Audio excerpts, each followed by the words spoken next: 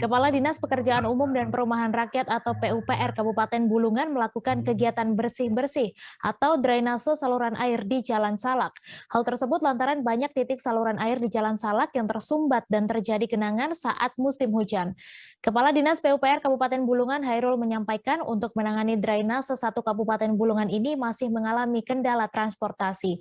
Untuk info selengkapnya akan disampaikan rekan Jorgi Santana Silalahi, wartawan Tribun Kaltara yang kini sudah terhubung bersama kami. Halo Jorgi.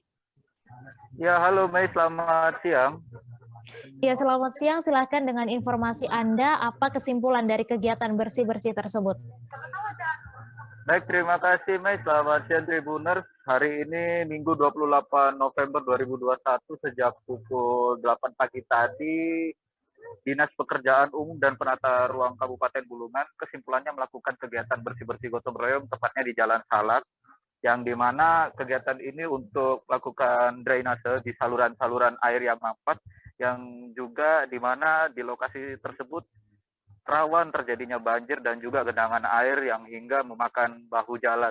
Dan pelaksanaan pembersihan gotong royong drainase di Jalan Salak Kabupaten Bulungan itu dilakukan dari sejak pukul 8 pagi dan sampai pukul 11 siang tadi. Meskipun kegiatan pembersihan drainase di beberapa ruas jalan protokol ini seharusnya menjadi tanggung jawab oleh Dinas Lingkungan Hidup Kabupaten Bulungan, tapi Hairul, Ketua Kepala Dinas PUPR Bulungan, kegiatan bersih-bersih beserta jajaran tersebut sebagai inisiatif pemerintah daerah Kabupaten Bulungan dalam turut menjaga menangani masalah banjir, yang dimana juga di bulan November sampai Desember ini merupakan di mana cuaca mulai pancaroba khususnya di Provinsi Kalimantan Utara, tepatnya di Kabupaten Bulungan.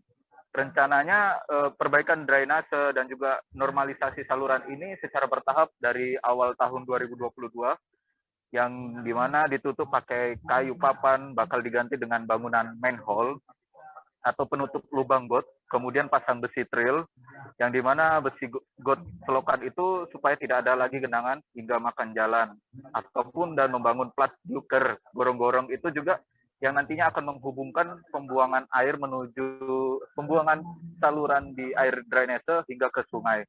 Ia juga menyebutkan alasan pergantian papan kayu ini untuk nantinya dipakai oleh papan besi supaya tidak terjadinya ada pembangunan di daerah tersebut yang mayoritas rawan genangan banjir hingga di pinggir jalan.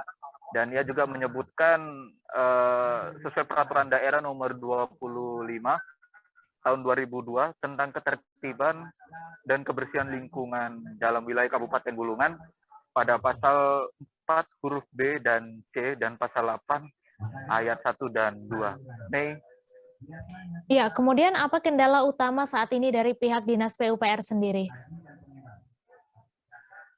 Baik, menurut kendala dari Dinas PUPR Kabupaten Bulungan menyampaikan ada beberapa titik yang belum bisa ditangani, khususnya di daerah hulu, di area gunung, yang dimana drainase ini masih bertahap untuk di pembangunan dan juga dipakai saluran air, terutama yang fokuskannya oleh teman-teman Dinas PUPR itu adalah di daerah kota, yaitu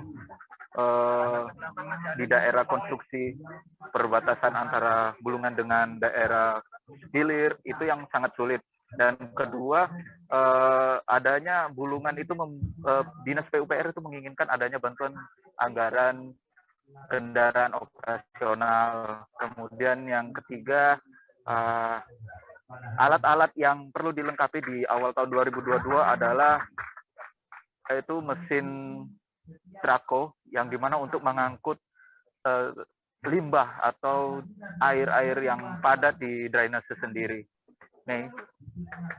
Baik, Tribuners, wartawan kami juga telah menghimpun wawancara dengan Kepala Dinas PUPR Kabupaten Bulungan. Berikut tayangannya untuk Anda. Ini kita coba saluran yang di Jalan Salak drainasenya, karena ini adalah posisi yang paling rendah. Jadi kenapa harus di sini? Ini nanti kita anggap saluran yang utama lah untuk mengalirkan dari titik-titik lain, spot-spot yang dari Jalan seperti Jalan Rabai Padi yang daerah-daerah sana. Nah, aliran airnya ini larinya ke Jalan Kolonel Setaji. Untuk ke depan semua di Jalan Buah-Buah bahkan nanti mungkin ke tempat lain, karena kami ada timnya itu, kami itu ada tim surveinya. Nah itu setiap hujan dia survei di titik-titik mana ada genangan.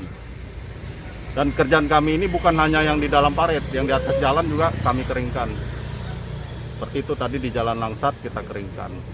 Hai pemirsa Sri Popo TV, jangan lupa komen, like, dan subscribe, serta tonton terus berita-berita terupdate lainnya ya.